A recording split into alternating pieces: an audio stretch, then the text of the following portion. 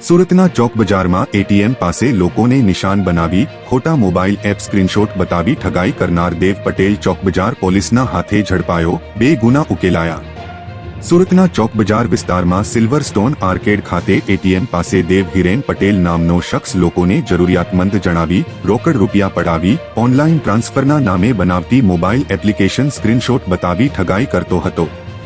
ચોક બજાર પોલીસના સર્વેલન્સ સ્ટાફે સીસીટીવી ફૂટેજના આધારે આરોપીની ઓળખ કરી મૂળ આણંદના અને હાલ કતારગામના સુમુલ ડેરી રોડ પર શ્રીજી ચરણ એપાર્ટમેન્ટમાં રહેતા દેવ પટેલની ધરપકડ કરી। તપાસમાં ખુલ્યું કે આરોપીએ અનેક લોકોને નિશાન બનાવ્યા અને તેની સામે અગાઉ 2 ગુના નોંધાયેલા છે। ધરપકડથી ચોક બજાર અને કતારગામમાં થયેલી 2 છેતરપિંડીના ગુના ઉકેલાયા।